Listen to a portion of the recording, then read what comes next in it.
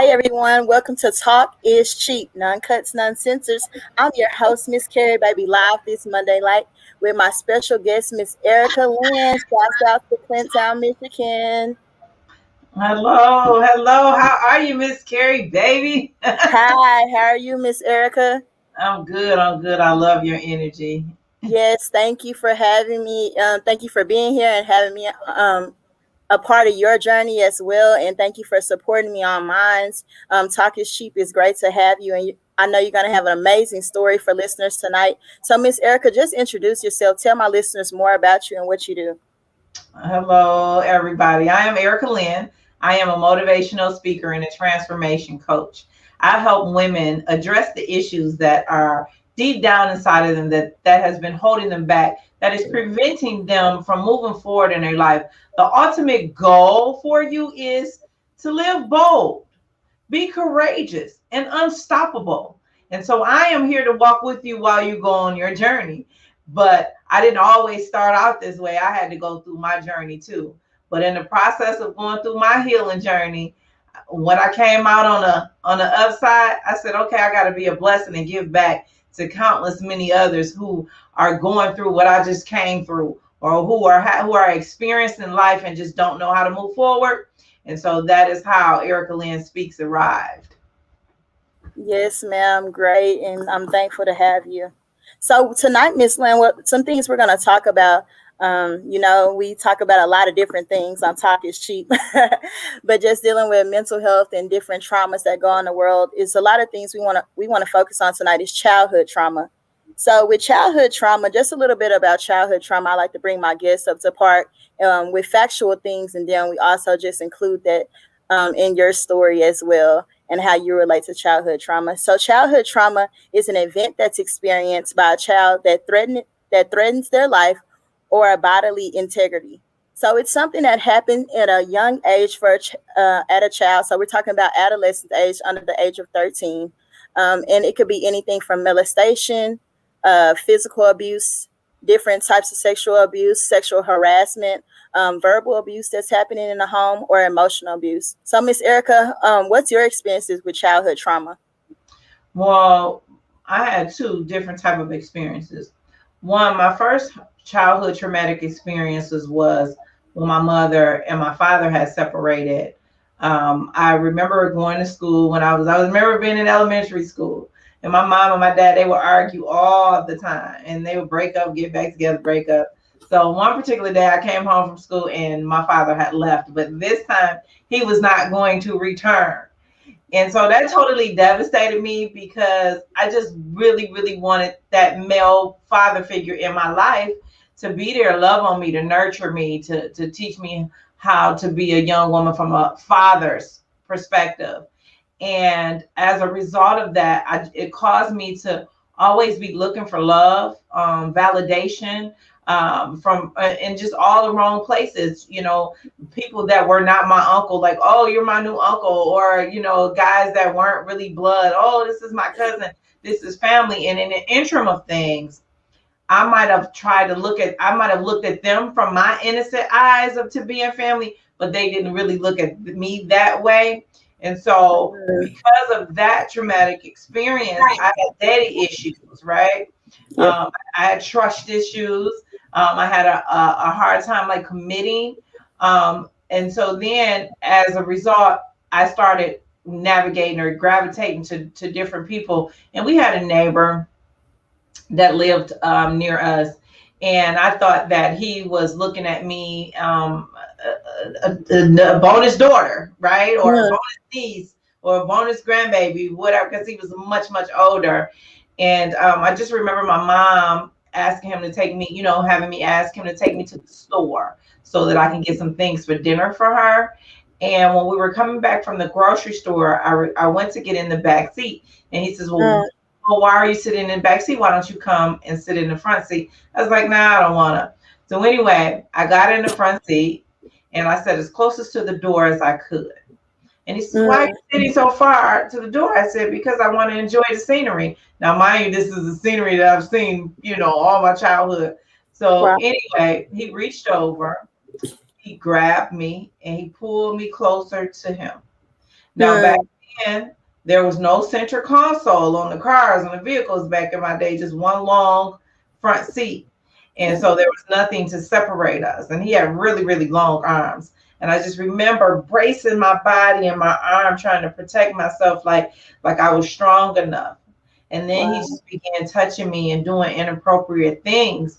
And a 13-year-old girl is no match to a grown man. Yeah. And so what happened was, when we got home, I took the groceries to my mom and I never said anything. However, the result of that was I began to act out. I began running from my problems. I started running away from home early on, and my mom didn't understand why I started running away. I started drinking, smoking, partying, hanging with just everybody doing all kinds of things. I just became like I just had a hatred for life. And I didn't know how to vocalize it out my mouth, what happened to me. And I felt as if I shared it with my mom. My mother was a fighter as well, because she was abused as a child. So she would cuss and fight or whatever. So I felt that if I shared it with her, she would do something to him. And then that would result in me not having any parents at all.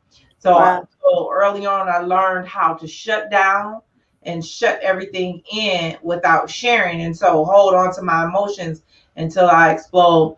And so those two traumatic experiences really played a major impact of the things that happened to me in my life on after that. Wow. That is some, a lot of childhood experiences. And it's, more like amusing to not amusing, but to kind of understand like how many people have been in your situation, Miss Erica, or how many young women at that early age, or even young men at that, adolescent age, don't understand what's going on with them. Like you said, you squeezed up tight and he pulled you close, like, what's going on? This is Mr. So-and-so that I respected. This is somebody that, and I can talk on that back in the day, because my mom tells me about back in the day. Back in the day, we used to go to this person's house, we go to that person's house, or we knew who house not to go to. And our parents was more not really trustworthy more, but it was okay to hang out with the neighbors or the man across the street, because those are people that they lived by for years, that they feel like they were new or felt like that was part of their family. So, wow. So what things was going through your mind that you felt like you didn't tell, or why you felt like you didn't want to tell? Not just about like your mom going to go beat the man up, but what were some things that did you feel embarrassed about it, or how did you feel? I really didn't know how to feel, honestly. I was young. I didn't really know how to vocalize it. I knew that my mother would not dishonor me or not love me. I just didn't know how to express myself. And so I wasn't the strongest of all of my siblings, because I was the youngest. And so as the baby, you're giving everything, and people are nurturing you and catering to you because you're the youngest sibling. And so I didn't know how to stand up for myself. When I would get into fights in school, my sisters and my mom, they would come and we're going to beat these girls up if we have to, And so people have protected me all of my life. Even my best friend, we've been friends for 35 years. From the day we met, she's protected me, prevented me from getting beat up. And so people have been stewards over me. And I didn't understand what was the purpose of that then, but now I understand it now. And so I just did not know how to speak up for myself. Wow. So at what age did you feel like, with the, how you coped with it with drinking and smoking and stuff, what age did you feel like you should finally get help? I was I was old. Wow. I can tell you that I had been in a 10-year abusive marriage after, I got hooked up with him when I was 17, and we had 3 wonderful children together, but the marriage itself was, it was toxic. And so I remember when I was 28 years old, it was almost like I woke up with a light bulb on. And I said, I can't go through this anymore. I can't deal with the trauma, the disrespect, the not being able to move forward, the no growth, just all the things that was involved in that marriage. And that was my first step of trying to figure out what I needed, because I still didn't quite understand. But when I got out of that marriage, when I had a divorce, I was like 29 by that time. So that was the first step of at least attempting to try to fight for myself, but still no results, because I really didn't think that I had issues, because I had buried them in my back in my subconscious. I had buried those childhood traumas for so long. I didn't understand that some of the things that I was experiencing in my life later on was because I was I was still broken and unhealed. And so if somebody was not abusing me, then I was abusing myself. Wow. So just backtracking a little bit, you hit on something like you talking about the childhood traumas and everything that even led up into, eventually getting married, but you just backpedaled, you put them in the back of your mind and said, well, I don't feel like anything's wrong with me. After that happened to you, how was your relationship? Did you have to continue to see the man that did that to you? No, we moved away. Okay. I moved out of state. Like Mm-hmm. I became a runner. I ran from every. Okay. I was a runner. I moved to different states. I never Mm. went to the same high school. Never went to the same middle school. Wow. I never kept a job longer than. I don't even think I ever stayed at a job longer than a year back then. Mm. I just ran relationships after my ex-husband and I separated.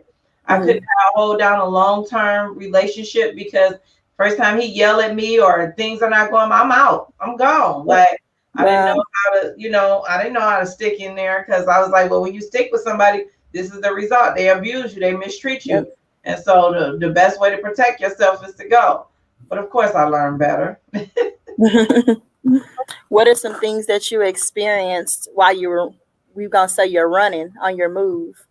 What Uh, different jobs have you had over time, or you said what different who? like jobs have you had over time, or what things were you doing to, financially keep yourself stable or being able to leave these places and move around and stuff? Well, for most of my life, I was on welfare. I was on Mm. welfare, food stamps, and then sometimes some states, like depending on how much they're giving you, you can work like a little part-time job. But I had three small children, so I was for the most part staying home with them. And then when I was able to work, I had jobs like Walmart, Marshalls. Um, I worked at hotels. I used to be a front desk clerk at the hotel. Now I did like that. Yeah, so I did that. I worked at a couple of different hotels, but in the interim aspect of I forgot about this job. I was a bartender and a waitress for about 5 to 6 years. So I worked the nightlife at the bar, and then during the day I would hold down a job, and then I also had a hustle because I would sell cosmetics and things like that. So I've always had like three streams of income coming in from somewhere or another. Okay. And did your mom ever question why you were run away or acting out or anything? Did she notice any different? Oh, for sure. We talk about it now, and we talk about it because I'm able to talk to her in its entirety. Because I think when I was about 16, 17 years old, I finally came out and expressed to her what happened. But she was still going through her healing journey, and so we didn't know how to repair the brokenness. We didn't know how to repair what was broken in her and what was broken in me, so that we can have a great relationship. However, now we laugh about it because she's gone through therapy. I've gone through therapy. We both went through therapy, and I still see a counselor and coaches, and because healing is a lifelong journey. Yeah. You can never say you're 100% healed, because somebody can say something or do something to you one day and trigger you off, or you stare off into space, and so you're always on the journey of staying. It's just like a drug addict or alcoholic. They're always on the road to recovery. Even if they've been 10 years clean or 15 years clean, they're still always on that road to recovery. Yeah. Yes, ma'am. So just moving into a different healing process, I'm always promoting healing here on Talk is Cheap and talking to someone about things that you've experienced in your life, because like you said, it is hard to overcome some of those traumatic experiences alone. So how what age were you when you seek counseling, and how long were you in it for? And you said you still get counseling today. How's that going? I think I started in my early 30s. I remember going to a counseling center. They would send the bus because I didn't have a car, so they would send the minivan to come and pick Oh, me up, and I would go see my counselor. But I've always been the kind of person that I would use the programs to my advantage to get ahead. Meaning, I would actually go in and participate in the programs because the back benefits were beneficial to me. So I was able to go into the low income programs and say, for example, when I went to that program, my kids and I, we were staying with my mom, and I was ready to move on my own, but I didn't have all of the security deposit or something like that. So some of those programs would actually provide security deposit or provide things that I need for me to move forward. So I was always thriving to be better, even if I wasn't 100% healed, or even if it was part like I learned my personality later on. Like I understood some of the things that I used to do. I understand them now better than I understood them back then. So at that point, my life was always to get better so that I could take care of my kids or to provide for my children. yeah, that's great. Great, great, great. And your mom still does house counseling with her, since you said you guys share your stories and talk. How long has she been in counseling? She's not in it currently because she's taking Okay. care of my brother, but Mm. she's been in counseling on and off for years. Just a point to release, Okay. her frustration. And then I have these programs, these healing programs, and my mother has actually come and sat through some of the programs That's that great. I have. Yeah, and she would say to me, "Keep doing what you're doing because I wish there was programs like these out there when I was going through my journey or when I Hmm. was younger." And so that's why I'm always on the path of healing and help heal others because everybody don't have access or everybody don't know where to go or Yeah. how to get started. Yes, totally agreed. They don't. I think it's always in our, like we like to say in the Black and Brown community or in our community, that we're not taught to seek help. Oh, nothing's wrong with you, or it's kind of shied away. Well, if you want to talk to somebody, come talk to me. Let's have a private talk. And you like, no, mom, no, dad, no, sister, brother. I need to talk to somebody Yeah, that don't know me, that don't, that will. We feel like our family doesn't understand, so we yeah, just try to say, let's get somebody that doesn't know me, that won't judge me, that won't shame me about things that I've been through. yeah, But it also so helpful because sometimes people don't even have that support that others have. absolutely. So Hmm. with your children, you had three young children. How old are your children now? Oh, they old. Yeah. They're like 26, Mhm. 23, and 20. So Okay. yeah, so I don't have So any over kids. the years, just having three young children at a sort of kind of young age as well, being married at 17. How was your relationship then when they were born compared to how it is now? Well, yeah, I've always been a fun, loving mother, but it was challenging in the sense that I didn't know how to guide them or give them direction. We just kind of went Mm, through life figuring it out because that's just kind of how I live my life. I figured it out as I went along. yeah. But when I got older, because when I was 35 years old, I went back to college. See, the part Mm, about me is I dropped out of high school when I was 16. yeah. And my mother said to me, I was such a troubled youth and teen. I remember my Mm, mother saying to me, either you turn 18 first or you graduate from high school before you have a baby. And so I got pregnant when I was 17, so I was not in school, and I was like, "Oh my god, I got to live up to one of these promises Wow. that I made my mom." And so when I got pregnant with my son, I went to it was almost like it was a program that the state was offering for pregnant moms. They had Mhm. teen programs, and I would go to the program. It was called Operation Get Down. I'll never forget it. And so during the day, we would go up in the classroom and learn everything we need to learn. And then they had like the midwife and stuff like that on the bottom level. And so anyway, I studied for my GED and they paid for the GED. And I was a very smart child. So I passed the GED with very high scores. Like, and so I was excited about that because I knew my scores was high enough to really to get me in college or whatever I wanted to do. They wouldn't have a problem with it because my scores were high. So anyway, through life, I'm still trying to figure it out. You know, I'm handling life the best way I can. And I was tired of making the little bit of money that I was making. I was tired of just getting by. You know, do somebody know what it feels like to be sick and tired of being sick and tired?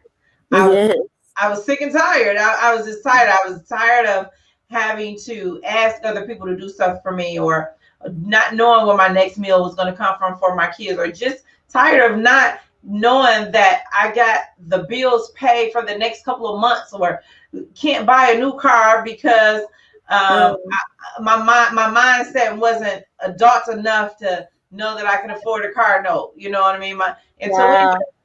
I went back to college when I was 35 years old. And after I graduated from college, I landed my dream job. However, I went to work every day for 1 year and I cried every day for 1 year.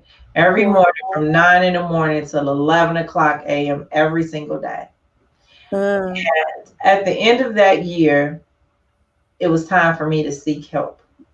So I remember going into the Winter Circle Church where I met Pastor Leon McDonald III. And Pastor Leon, he just started saying some profound words, and I was just in service crying. And he kept talking about Bible study. And on Wednesdays, I worked 2 or 3 jobs, right? So I couldn't go to Bible study. Well, this particular Wednesday, I had a dermatology appointment, and the dermatology appointment got canceled. So I was like, well, I guess that was a sign for me. And I went on to Bible study. But after Bible study, he came up to me and he introduced himself to me. And that was my first time that a pastor had ever spoken to me, you know, had a conversation to me in that capacity. And I said to him, can I share something with you? And he says, yes. And I told him, I've been crying every day for 1 year. And he says, do you know why? I said, no. I said, but my depression is getting so bad that I can't control it, that I'm sinking down so low that I'm having suicidal thoughts, and it's getting really bad and I can't do anything about it. I'm defenseless at this point. And so he prayed with me, and he had shared his cell phone number with me, and he began texting me scriptures and things like that. And so I remember texting him about 4 days later, asking him, can we have a one-on-one meeting? And so after, so he says, yes, you can come up to the church. And, you know, his stewards were like out in the hallway, and we went into his office. And I began pouring out to him and sharing with him things that I did when I was in the world, you know, when I was out there hoeing and stripping and just doing things that I had no business doing, because a lot of that was weighing heavy on me. You know, when the pain that I experienced as a child, that was weighing heavy on me. And so I just remember getting an opportunity to pour all of this out. And what was the best part about this was, after living a life of years of life of men mistreating you, abusing you, and treating you like meat, this was the first man that I had seen that didn't even look at me like that. When he looked at me from the eyes of God, right? He began showing me love from God's perspective. He didn't want anything from me but to see me be my best self. He began pouring into me. And he said to me, Erica, so now that we have come to this point in your life, what is it that you want to do? I said, I want to be a motivational speaker. And I want to have a podcast, and I want to write a book. And he says, so what is your book going to be about? I said, my life. And he says, so what is the ending of your book going to be about? I said, I don't know. He said, well, nobody wants to read a book and there's no ending. And that could have been the most profound thing that he ever said to me, because I left the office that day and I went on pursuit on the journey of writing the That's ending of great. my book, which turned out to be the new beginning of my life. Yes. And that's great, Miss Erica. And that was one of my next questions, just following through.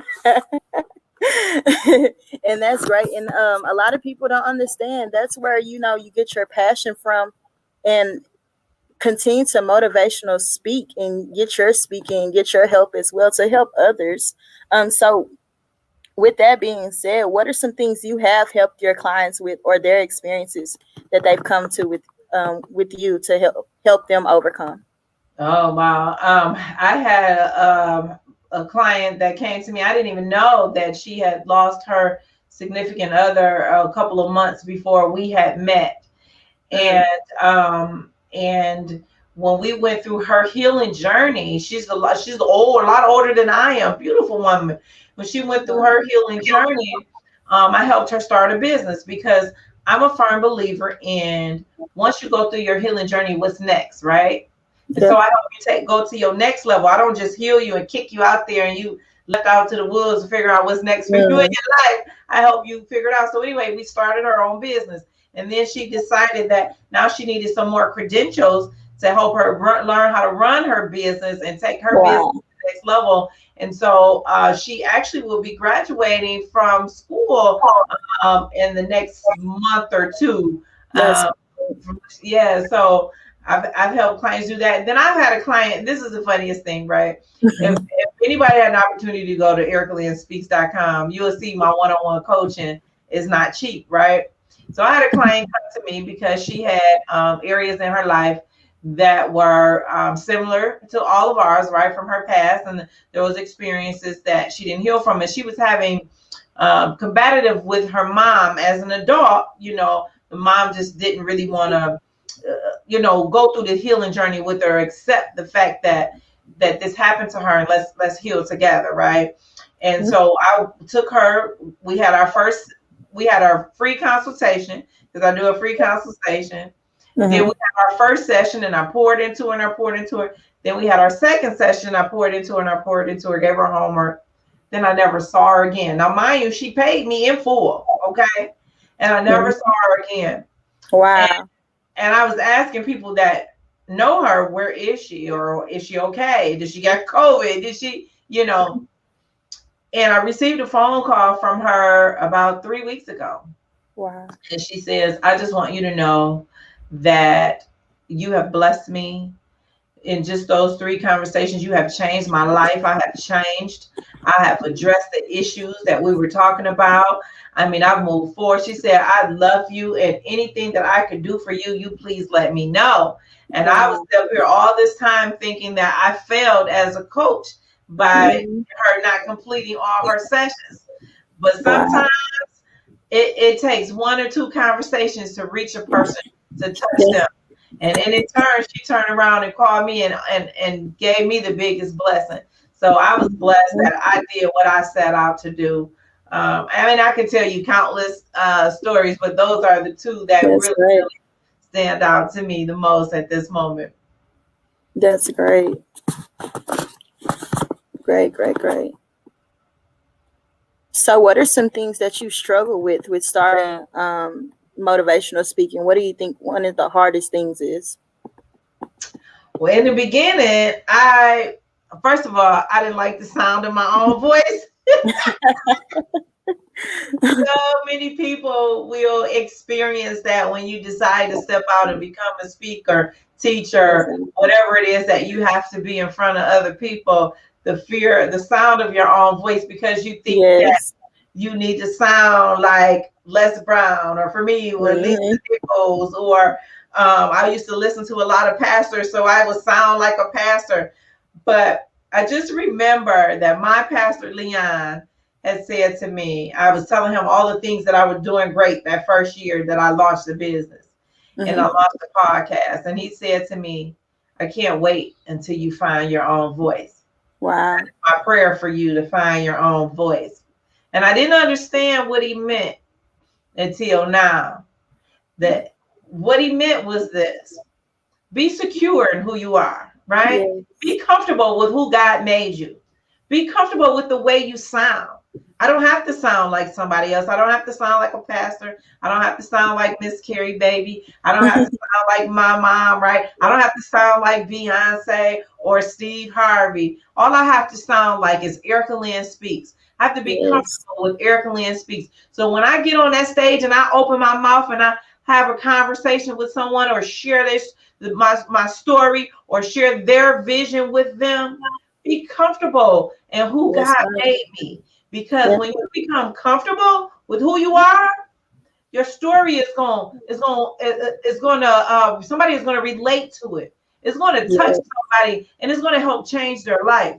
That vision that you're projecting onto them, they're going to be like, oh my God, I see myself in her story. I see myself in her talk that she's giving. And then they're going to send you emails and phone calls and say, man, I sat in the audience that day and listened to you speak. And Mm-hmm. you totally made a difference in my life. So now you've made a difference in their life, right? But then you sit up here like, oh, I done messed up. I should have said this and I should have said that. But you said what you needed to say to resonate with that Yes. person at that time in the audience. So no Yes, matter if you think you should have done it grander or like, bigger than something else and than someone else, be comfortable with who you are and the way God made you. And so own yes. your voice, like walk in the authority of who you are. Mm-hmm. That's Yes, all. ma'am. Yes, Miss Erica. Yes, ma'am. Yes, ma'am. And totally coming from a up and coming public speaker as myself, you've even motivated me from our first conversation. I was like, Miss Lynn, what I need to do, what I need to do, what I need to do. And you like, come on, I'm gonna hook you up with this. We just had that conversation too. As Yes. well. You're always moving and helping people. You never know, like you said, who you have touched with your words, even if you don't think you've done a good job for that day, or somebody's always listening and watching you. And you're just like, well, what they looking at me for? Well, that's because your presence brings, some type of sunshine to somebody else's life. Or every time they see you, you never know that people notice you and that brings something to them. I That reminded me of a story when I was at Prairie View. College graduates 6 years ago. But one of my classmates walked up to me and said, hey, I always see you around campus. We never speak. And I was like, okay. I was like, well, how are you? he was They was like, well, I just want to tell you that when I see you around campus, you're always smiling, you're always speaking to people, you're always happy and cheerful and everything. Even in, like, I don't even know if they had any class with me. They was like, but even when you come out of class, I see you there too. And I'm just happy to see you because on my worst days, it's good that I know I'm going to see. I think they even knew my name. It's good that I'm gonna see Carrie walking around campus, and she's always bubbly and this chipper person, and that brings me up. And I was like, wow, that's cool, And we began. That's how you start friendships from there on in, right? We began to be, acquaintances and friends. And every time I saw that person, I say, hey, how you doing? How's everything going? And I knew, and I felt like I was doing my job and touching them as well. So, like I said, people are always watching. You never know who you're touching by just your appearance alone or how your energy is, and always having that positive energy, because you never know who needs it as well. Absolutely. Yes, Absolutely. ma'am. So just Miss Lynn, thank you for motivating us today. But get more into more of your motivations. What are some things that you're working on now? Well, I have a couple of different programs. I have the One Step Beyond You signature program. Yes, But then ma'am. my baby, the one that I am nurturing and just growing, is the One Step Beyond You Academy. The One Yes, Step Beyond You Academy is a place that you go to when you want to grow to your next level, because we're going to heal you and then we're going to grow you, right? And so in the academy, we're going to take you through the 5 ways to your next level. And yes, I'll share one of them with you. One of them is your mindset mastery, right? How can yes. you go to your next level when you keep saying, I can't do this? I don't Mm, know how. So we're going to take you from I can't to I can, yes, to from I don't know how to do it to what do I need to do to get it done in the shortest amount of time.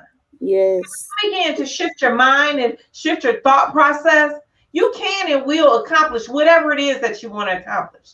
So yes, you'll no longer be in that process of or in that place of saying, Oh, it's just me. Or what about the people that say, I've been this way all my life? Yeah. I think it's time for you Wow. to change. Because if you've been this way all your life and you still getting the same results that you've been getting all your life, Mm. I think it's time for you to do something different. Yeah. Yes. Make a So change. that's right. That's right. And when you shift your mind, you want to shift your mind to positive thoughts. Like, Yeah. I believe in the laws of reciprocity. What you Mm-hmm. put out in the atmosphere is what you What get you back, did. right? Yes. You're saying, I am beautiful, I am bold, I am fantastic, right? I'm Miss Carrie Baby.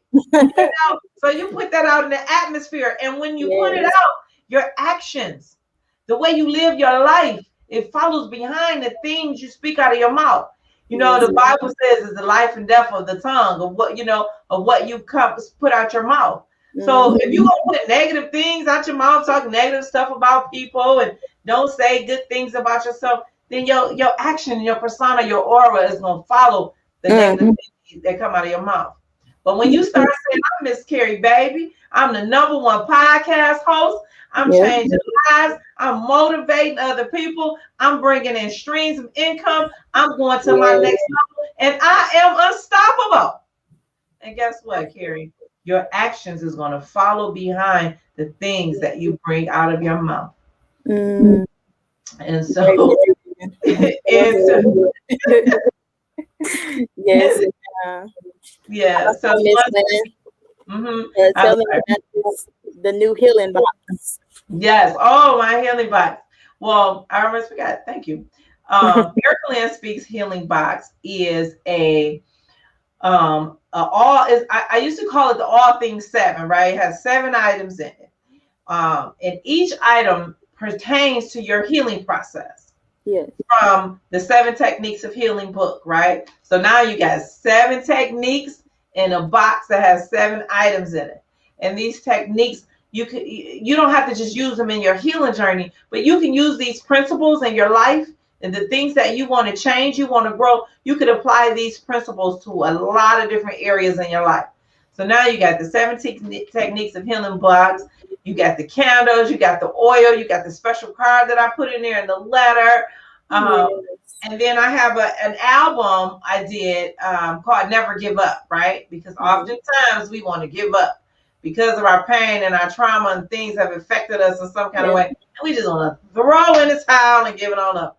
Mm. So, no, I did a motivational album that is going to change your life That's called great. Never Give Up. It is streaming on all platforms. It's by Eric Lynn. But that is included in there also. And so I encourage everyone, if you want to get the healing box, just go to elshealingbox.com. Yes, ma'am. ELS healing box. And that's the healing box right there. And you get your journal and your tea and your candle. Oh, we're gonna have a good That's time. great. We're taking pre-orders right now, right? So Mhm. it's discounted. So the boxes are on sale right now. Because I Yes. want you to get your gift for Mother's Day. You got to get it and you got to get it shipped out to you before Mother's Day. So go to elshealingbox.com and say Erica sent you. So you can get Yes, your ma'am. discount. That And way that's you can get promoting for manifestation as well. yes. Always believe in healing and manifesting onto your next destiny and never give up, guys. And that's what me and Miss Erica are talking about. Just always, knowing that you have somebody that supports you, someone is always out there that you can talk to, and lean on and have that person that will help you get through those traumas or help you get through the experience. Like Miss Lynn said, she said that it takes time to heal. It could be something where you're good one day and maybe not having a good day the next day because you're thinking about things that have happened in your life that's affecting you now or how you're going to overcome the next step. But just always know that there's a process to a lot of things in life. And there's also a process to healing and getting to that end destination or knowing what your next step is and not just giving up and saying, oh, well, I'm good where I'm at. Next step and get to that meeting the end to say that I am healed and this is how I'm going to walk, just not in the faith of God, but just walking around in your own appearance and striving to do better in your life Yes. and having something to believe in. Yes. And I want to get one of those healing boxes. Okay. I really do though. I believe in the whole the mindset and having that positive energy in that, or to fulfill, fill your needs, and like I said, fulfill others, because you never know who you're touching. You never know who you're supported by, and as you get older in life, you say, "Man, look how I've changed, or look how I've overcome." And it don't even just be from all bad things. It could be something that you did something good this day, but tomorrow you're gonna do something great, and you never know what you're destined for. That's right. So yes, Miss Erica. Well, I'm glad to have you on Talk is Cheap. We have a few comments here. It's from my buddy, Miss Denise. She has also previously been on a couple of times. Shouts out to Florida, but she said, "Hey, Carrie," and she also said, "That's asking, Miss Lynn." Talking about people are always watching. Thank you for tuning in, Denise. You're amazing, and my fellow mental health professional as well. Yes. Yes. So yes, guys. And you guys check out Miss Lynn's. Like I said, I put the healing box flyer up. You guys check out her website. Those links will also be on the bio and the commentary of this podcast tonight. And Miss Lynn, I just want to say thank you for being on. Thank you for supporting Talk is Cheap. Do you have any last encouraging remarks for my listeners? Yes, absolutely. Absolutely. Um, Sometimes your road is not going to be easy. That journey is going, it may seem so rough, and you might want to throw in the towel and say, I can't go through this journey. But I'm going to tell you, you're stronger than you think you are. You have things inside of you that you didn't even know that was inside of you. Yes. And one of the things that you can count on and depend on and bet on when you're going through that journey and that road is tough, what I want you to do is I want you to put your feet down on the ground, both feet, level yourself. And I want you to dig deep down inside of you. And I want you to pull out everything that God has blessed and placed inside of you. Yes. Your love, your strength, your passion, your support system, your courage, your charisma, your beauty, your personality, everything that God has placed inside of you. I want you to pull it out. I want you to hold your head up high, and I want you to walk and walk and walk as you go through your journey. Because when you look back, look at how far you have come. Look at what you have gone through to get to where you are. That has made you a stronger woman, a powerful woman, and guess what? You are unstoppable. Yes. Into your authority. I'm Erica Lynn. All right, Miss Erica. Well, thank you for coming on Talk is Cheap. We're glad to have you, and we'll be talking soon. Have a good one. Thank you for having me. God bless you. Thank you. Well, it was great having Miss Lynn on, guys. I hope you guys enjoyed the conversation tonight. And like I said, her websites and ordering the healing box and other social media will also be on the bio of this podcast tonight. We were talking about childhood traumas, anything that you have, witnessed as a child, or something that's life-threatening that happened to you as a child. You can overcome those things. We're not saying that it will be easy. A lot of things are easy said than done, but it's just something that you also have to work with, seek help for, and know that you're not alone on your journey, and just receiving that healing and actually taking it in. And it could take some people, it could take them about, a couple of conversations or those couple of sessions to know that they have overcome, and that they are ready to make that decision to heal. And then sometimes it could take over years and years of healing to receive the things that you need, to know that you will be okay, that we want you here, that your family wants you here, that your loved ones want you here, and that you have people that's supporting you in your time of need, to know that you're not alone on your journey. And you can also tell your story like Miss Erica did last night, and like a lot of my other guests do. We don't look like the people that have been through things. But the thing is, you can't judge a book by its cover, because you never know what anyone has overcome and what they've been through. So yes, guys, I hope you guys enjoyed Talk is Cheap, none cuts, none censored. I'm your host, Miss Carrie Baby, and I'm out. Good night, guys.